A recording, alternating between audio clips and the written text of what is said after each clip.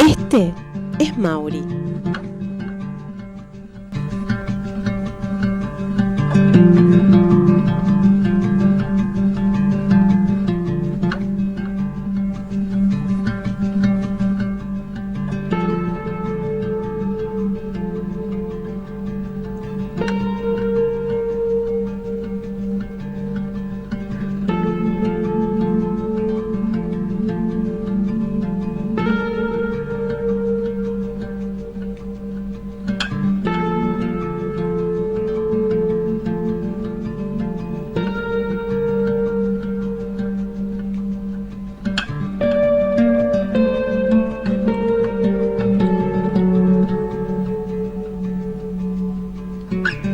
Esta es la familia de Mauri.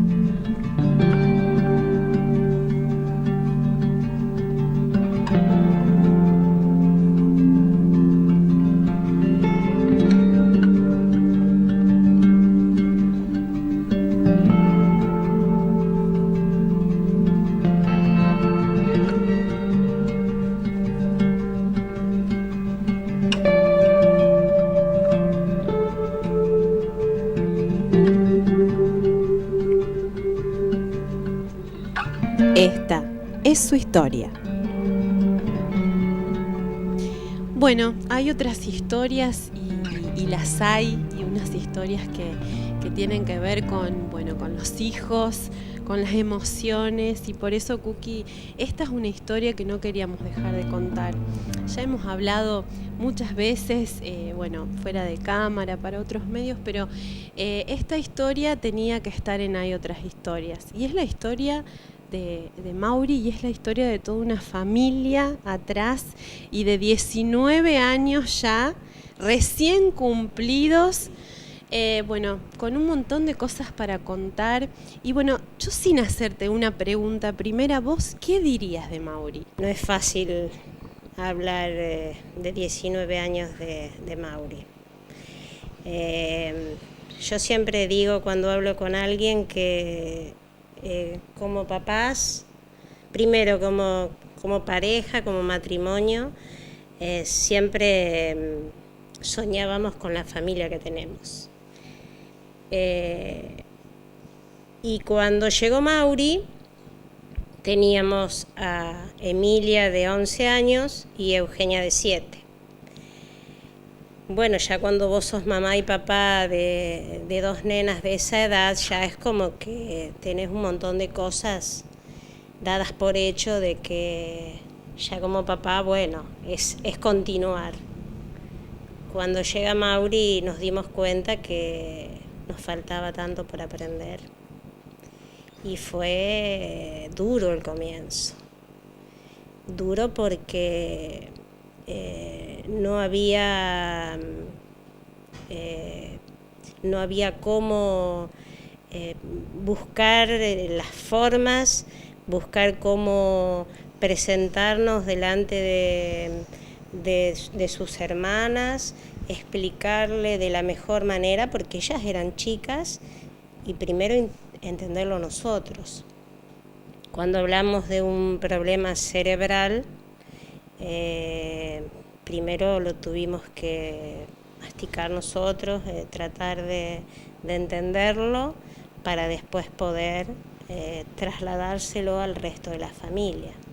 Lo que más nos preocupaba en ese momento eran las nenas, y también por la relación hacia con su hermano y también su propio crecimiento. ¿Ese primer diagnóstico cuál fue? El primer diagnóstico era un cierre prematuro de fontanela. La fontanela es la mollera. El temor era que ese cierre prematuro, que se se produce alrededor del año. Él ya lo tenía a los 6 meses. El miedo era justamente que oprimiera partes del cerebro. El primer diagnóstico fue ese y fue, si ocurría eso, cirugía. Válvula. Nos volvimos de Rosario sin saber de qué manera explicarlo. Le prometimos a las nenas que siempre le íbamos a contar la verdad, pero que nos dieran tiempo para saber qué es lo que estaba pasando con Mauricio. Por suerte no había opresión en el cerebro, pero ahí se descubre en el segundo estudio, que primero fue una tomografía y luego fue una resonancia magnética, todo bajo anestesia, con todo lo que eso lleva, vos dejar un bebé en manos de médicos que no conocés, en la camilla de un quirófano, era mamá la que entraba y era papá el que esperaba afuera. Fue duro, pero fue lindo, porque lo tenemos.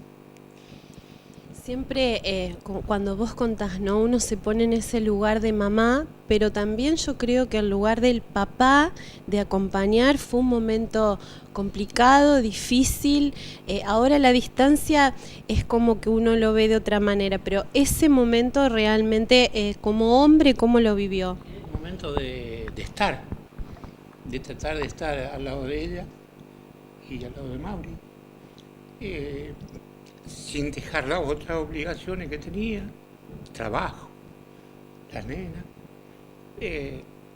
tratar de estar. Y parecía de afuera, porque era ella la que estaba más cerca. Perdón, pero no.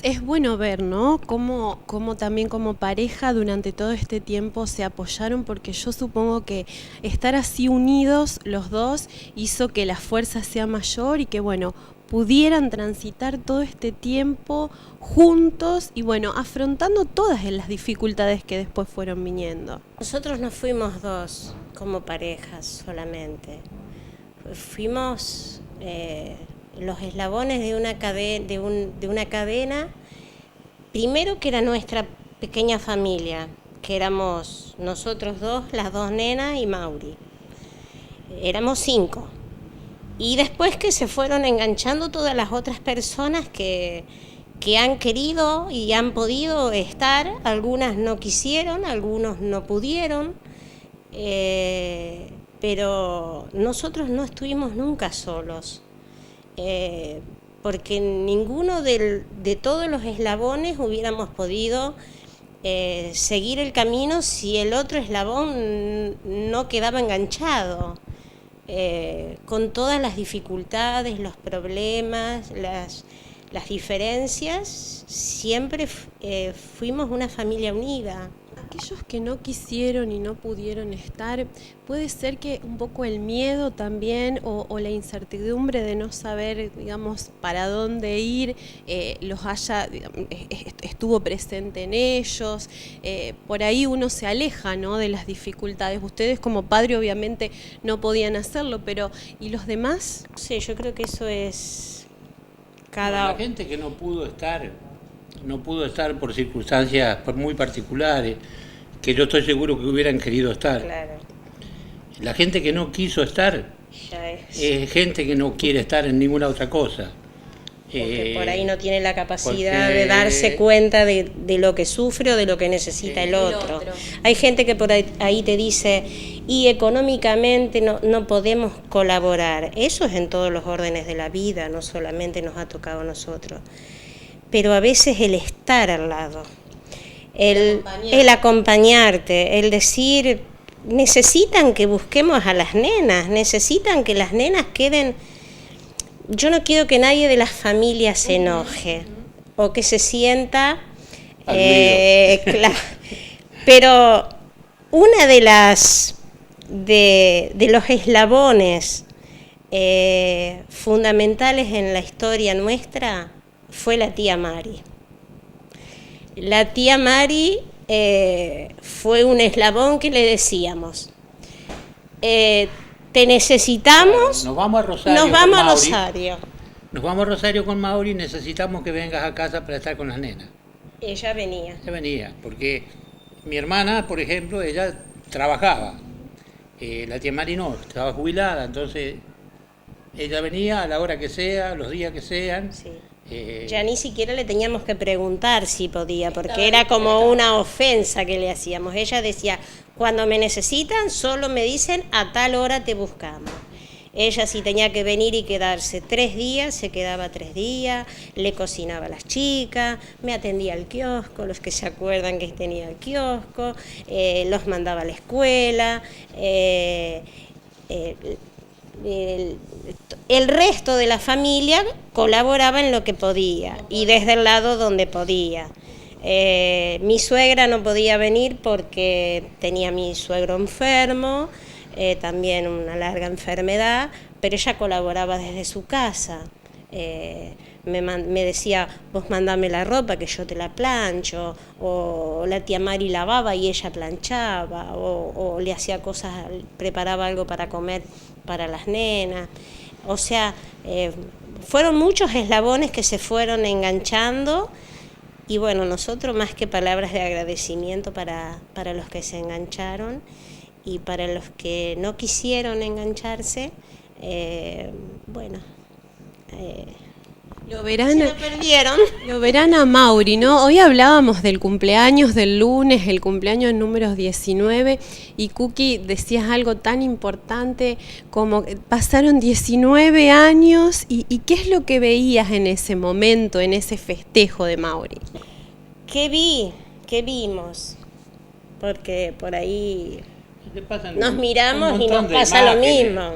Un montón de imágenes de la gente que nos alentaba, de la gente que no creía en Mauri, un montón de imágenes que a uno le van pasando por la mente.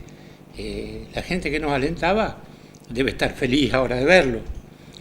Los que no creían en él, quizás también están felices. Sí, a lo mejor están felices también, pero se deben haber dado cuenta de que se puede, todo se puede. Todo se puede. Que es difícil, pero no es imposible. Fue duro viajar. Yo siempre decimos nosotros que la gente que por ahí no tiene problemas económicos o no vive de un sueldo, que tiene otras posibilidades, también tiene problemas, pero quizás por allí es más fácil solucionar determinadas cuestiones. Nosotros todo se nos hacía difícil, todo se nos hacía complicadísimo. En esa época un estudio salía $1.500 y había que ir con los dólares. Y nos metimos con el banco, durante muchos años estuvimos pagando los créditos. Hubo promesas no cumplidas. Hubo promesas de gente que sí, que iba a salir, que nos iban a ayudar. Eso también nos enseñó a no pedir. Los que nos lo dieron de corazón. Yo fuimos una sola vez a pedir pasajes para viajar con él por primera vez al Garrahan por la vista, y nos dijeron que solo había para personas indigentes, que nosotros no éramos indigentes, que teníamos un trabajo, un sueldo. bueno, en ese momento lo interpretamos de esa manera, pero después cuando uno ve otras cosas donde se suben a los colectivos sin pagar o con otro tipo de pasajes sin costo y que no hay una discapacidad de por medio o una enfermedad de por medio, te da un poco de bronca. Pero bueno, queremos rescatar lo bueno, lo lindo, somos felices. Una vez una persona me dijo acá en la vereda, ay, dice, nosotros los vemos a ustedes, dice, y nos parecen, dice, como que son una familia feliz. No, le dije, no te equivoques, nosotros somos una familia feliz. Porque más allá de los problemas, de las situaciones, de todo lo que cualquier familia tiene, a la edad que sea, nosotros somos felices y seguimos siendo felices. Ahora Dios nos ha bendecido con un nieto que va a cumplir 2 años el mes que viene, y en mayo llega la nieta. Así que realmente nos sentimos felices y nos sentimos bendecidos por el Señor, porque sí, fue duro, pero estamos bien, estamos felices. Fue duro, pero tuvimos suerte de encontrarnos en el camino gente muy buena y muy capaz. Por empezar, el neurólogo que lo atendió a Mauri, que le hizo el primer estudio y que salió todo su problema, su diagnóstico, nunca nos trató de tirarnos abajo, sino al contrario, de alentarnos. Y una frase que nos quedó grabada siempre, él nos dijo, ustedes tienen en sus manos plastilina, depende de ustedes el moldearlo. Esa fue una persona que, bueno, después, pasado unos años, tuvimos algún problema, pero bueno, nos quedó grabado esa frase. Y otra de las personas que nos encontramos en el camino, gracias a una tía de ella, es Susana Preti, que fue la primera psicopedagoga que lo atendió, que también siempre nos dijo, Mauri no los va a dejar de sorprender, hay que darle, y él va tomando, y va avanzando, o sea, siempre nos ayudaron a seguir avanzando, y Mauri sobre todo, porque él nunca se quedó, él siempre fue avanzando. En esto del acompañamiento y de estimularlo, de estar al lado y de lograr todo lo que ha logrado Mauri en todo este tiempo, comenzaron con una estimulación temprana y después ¿cómo siguió, digamos, ese proceso para, digamos, acompañarlo en su aprendizaje y en todo lo que él tenía que ir aprendiendo a lo largo de este tiempo? Y la estimulación fue fundamental.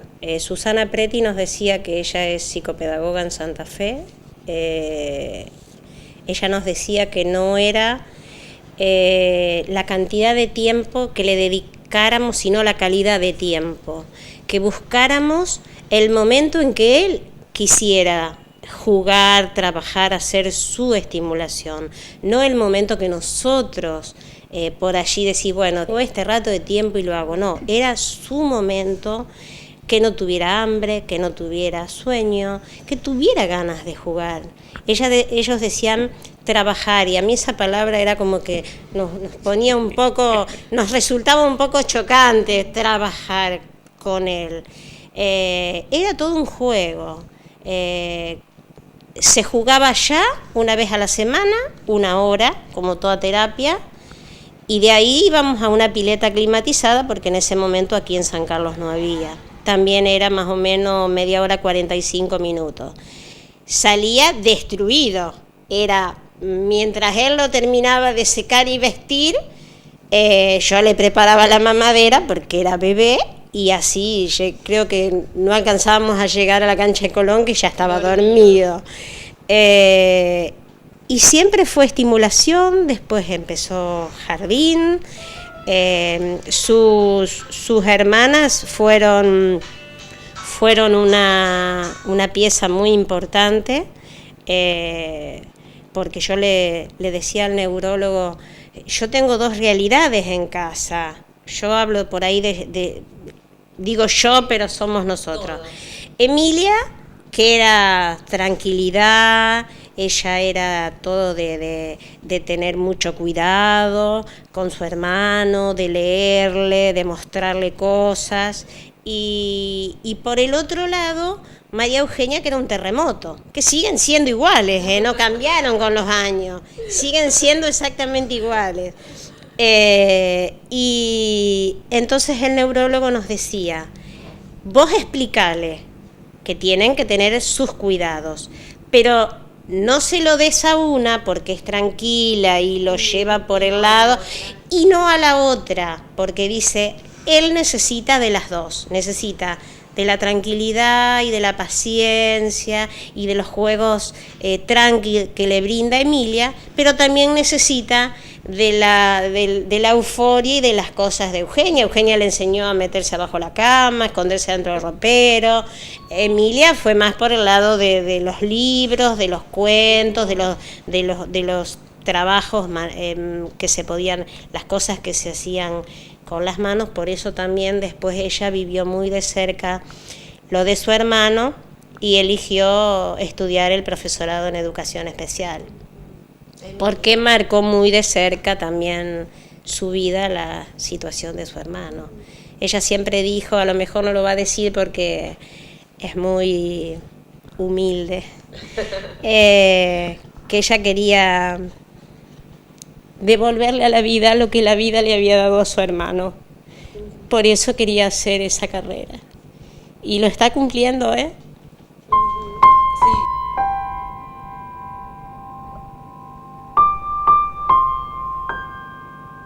Yo sé que todos esos viajes que hiciste con Mauri en el colectivo, ¿cuántos años de colectivo? ¿Cuándo se terminaron los viajes y qué cosas pasaron en esos trayectos? Yo sé que te tenías que quedar deambulando, caminando en Santa Fe. Hoy por ahí son unos recuerdos, ¿no? Son recuerdos, pero realmente ¿cuánto sacrificio? Yo no lo tomaba como sacrificio. Yo sabía, yo era el eslabón que tenía que subirme al colectivo, viajar con él y esperarlo para traerlo de vuelta. Pero todos los otros eslabones quedaban acá haciendo todas las otras cosas.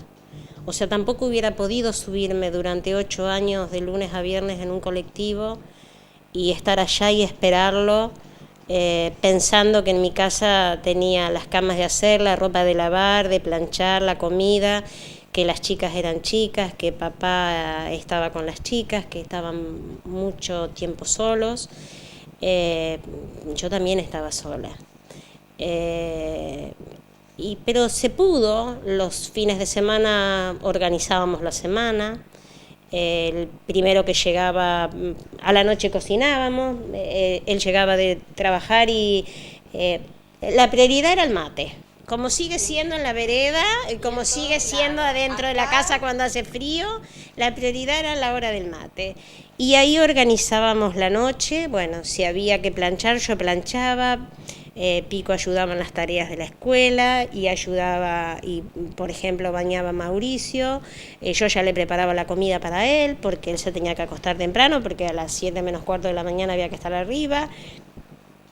El primero que llegaba calentaba la comida que se había dejado o cocinaba. Si era María Eugenia la que entraba, era la que organizaba. Si se iba última, Emilia era la que lavaba los platos. A veces quedaban los platos para la noche y se lavaba todo junto. Y todo se pudo. Todo se pudo. Nosotros lo único que por ahí le decimos a algunas personas que vienen o dicen, ¿y cómo pudieron? Organizándonos. Sí, había días o semanas que estábamos medios desorganizados porque había por allí surgía alguna situación que uno no la tenía prevista. Pero se podía. Yo el sábado No tenía lavarropas automático porque en ese momento no existía, y me pasaba el sábado lavando con el lavarropas común y con los baldes o enjuagándolo y pasándolo por el secarropa. Y el domingo, mientras planchaba, preparaba verdura y limpiábamos ensalada, y ya íbamos al súper organizando la semana, porque después sabíamos que era todo más difícil. Y se pudo, y acá estamos. Habíamos hablado anteriormente cuando nos pusimos de acuerdo para hacer esta nota, y algo que me gustó mucho es una frase que dijiste, Cookie. Yo quiero contar para que a otras personas que les puede pasar lo mismo o que están en la misma situación conozcan nuestra historia y vean que se puede. Eso realmente es una frase, como ustedes tienen frases grabadas en su vida, que también me quedó grabada a mí y que me la voy a llevar, digamos, por siempre conmigo, porque es una actitud tan buena de parte de ustedes. ¿Cuántas personas en esta localidad y en otros lados estarán pasando por la misma situación? Y bueno, verlos a ustedes, escuchar la historia, seguramente les va a dar como un empujón. Hay una realidad que nosotros no la vivimos porque tuvimos, como dijo él antes, Dios nos puso en el camino gente que nos supo guiar. En este momento ya no hay excusas para decir no sé a dónde ir, no tengo quien me informe. Hay instituciones que se dedican a personas con discapacidad.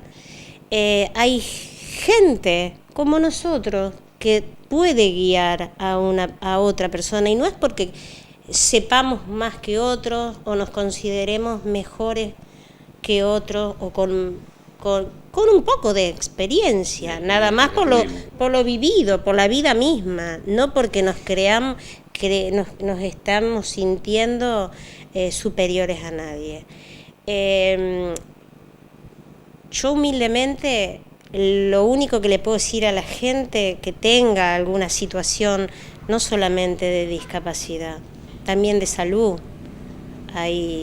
estamos viviendo a diario gente con muchos problemas de salud, pero vamos a encarar a la discapacidad. No es tan difícil encontrar el camino. Hay una realidad que es la siguiente, para mí, es que hay gente que no va a determinado lugar porque no quiere escuchar la realidad de lo que está pasando. Hay gente que picotea y se pasa 1, 2, 3, 4 años picoteando. Que voy de un médico porque me dijeron esto, porque fulanito me dijo esto, porque vayan a la fuente. Buscando que le digan lo que quiere escuchar. Eso es lo que quise decir. Buscando que le digan lo que quiere escuchar, no la realidad. Para ayudar a una persona con discapacidad, o a un hijo con discapacidad, a un familiar, primero hay que concientizarse de que sí es discapacitado, que tiene problema. Cuando uno se hace cargo de que sí tiene problema, se lo puede ayudar. Si no, no. No podés andar buscando que te digan, no, mira, el problema de tu hijo es así, es poco. No, está el problema. Es así. Tenés que concientizarse de que sí está el problema para poder ayudarlo. Exacto. Si no, no hay manera. Mauricio, mi vida tiene de todo. Porque, a ver, él tiene agenesia total de cuerpo calloso. ¿Qué significa esto? No soy médico, pero lo sabemos. Pero lo sabemos. 2 hemisferios. Hemisferio derecho, hemisferio izquierdo. Interconexión entre ambos hemisferios se produce por el cuerpo calloso. Él no lo tiene ni lo va a tener nunca porque no se opera, no se reconstituye, no está, no existe y es total. Su agenesia quiere decir falta, no tiene el cuerpo calloso. He aquí por qué nosotros estamos tan orgullosos de Mauricio y de la vida, de estos 19 años de vida, y que sean muchísimos más, es que A nivel medicina, no hay explicación. Como si él no tiene una conexión entre un hemisferio y otro, él ha podido hablar, tener una memoria envidiable, caminar, ir a caballo, ir en bicicleta, trabajar con la compu, con el teléfono, con el equipo de música, escribir. Está escribiendo, gente. Está leyendo. Mamá y papá, si nos están escuchando. Sí, tiene 19 años, pero lo logró. Lo está logrando. Gracias a la gente del SED, gracias a la gente de la escuela primaria para adultos Artemio Grosso, que trabajan en forma conjunta para que darle todo lo que él está demandando recién ahora. Sí, recién ahora. No lo vivió a los 6, 7, 8, 10 años cuando lo vive la mayoría, pero lo está logrando. Es esperar el momento de ellos, no el nuestro. Hay tantas cosas que dicen los docentes. Las familias están esperando que lleve algo en el cuaderno y hay tantas cosas que no están en el cuaderno, y no solamente las personas con discapacidad. Hay tantas cosas que no están en el cuaderno, pero hacen a la vida misma, el saber, el tratar de buscar independencia, el tratar de buscar autonomía. Tenemos una institución en San Carlos que es el SED y una escuela que es Artemio Grosso, donde le están dando todas las oportunidades. No es solamente que vayan y darle, no, las oportunidades. Que Mauri haya podido irse el año pasado 5 días con la gente del SED. Yo creí que me moría el primer día. Porque como mamá que no estuvo. No, claro, 18 años que sí, bueno, un día iban a Santa Fe, fueron a Paraná, pero iban en la mañana, regresaban a la noche. ¡Qué loco! ¡Qué loco! Porque cuando nos reunieron... ¿Vos qué dijiste? ¿No va o sí? Me muero, dije yo. Y él me dice, ¿por qué? Le digo, vos lo vas a dejar ir, pero si él quiere, claro. Y bueno, fue todo un trabajo de los directivos de la institución, de los docentes de la institución, de la gente maravillosa que viajó con ellos, que no se perdieron nada. Vos has visto las fotos, fueron a todos lados, vieron Buenos Aires de día, de tarde, de noche. La escuela también los han llevado a pasar el día a Santa Fe. Pues sí, esas oportunidades que no se logran en otros lados, donde vivimos escuchando en todos los medios de comunicación la famosa inclusión, y la tenemos en San Carlos, gente. La escuela Artemio Grosso hace años que está incorporando a chicos especiales y no trabajan en un rincón como seres especiales, trabajan con el resto de la gente que en su momento no ha podido ir a estudiar por distintas razones y lo está haciendo ahora. Yo digo, ¿no? Cómo Mauri es querido en cada uno de esos ámbitos donde él está a diario, porque ¿quién no lo conoce al Mauri? ¿Quién no lo conoce? ¿Quién no lo quiere y quién no lo...? El respeto. A nosotros eso es lo que... Vamos por la calle, chao Mauri, ¿quién es? Ah, bueno, hay gente que nos ha saludado. Te contaba antes en el acto del año pasado de fin de año de la escuela Artemio Grosso, donde Lili, una maravillosa persona que no ha podido estudiar de chica, de joven, lo está haciendo ahora de adulta, y ha escrito unas palabras hermosas hacia Mauricio y hacia Marina por el simple hecho el simple y el gran hecho de agradecerle a Dios el haberlos conocido y compartir el aula y compartir el escribir y el compartir tantas cosas, que te vengan a decir, mamá, le agradezco a la vida y el hijo que tenés y te felicito.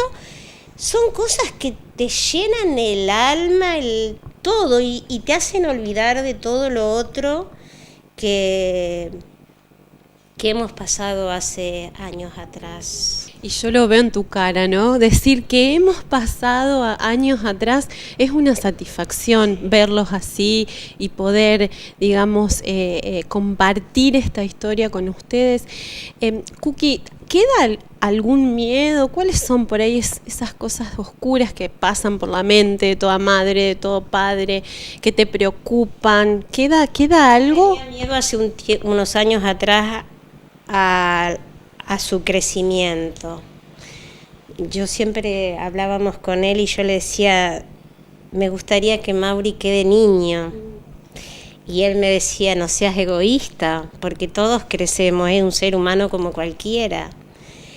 Me asustaba la etapa que estamos atravesando ahora, porque, ojo, es adolescente, es especial, pero no es tonto, no está ajeno a todo lo que pasa en la vida. Tiene sus necesidades, tiene sus miedos, tiene sus preocupaciones, tiene sus gustos. Esto me gusta, esto no, esto lo quiero y esto no lo quiero. Y tiene su carácter también. Y tiene su lindo carácter, tiene su buen carácter. Pero tiene algo grandioso que él siempre aceptó todo. Hugo Giulioni, que es el neurólogo de la institución, que es un neurólogo, él dice siempre que Mauri es un genio. Habría que preguntarle a él si lo dice a nivel humano o lo dice a nivel medicina. Yo creo que es más humano porque es el punto débil de Hugo Mauricio. Porque realmente la situación de Mauricio, que antes te decía a nivel medicina, no se entiende. Es un misterio para la medicina, pero es un milagro de Dios y de la vida.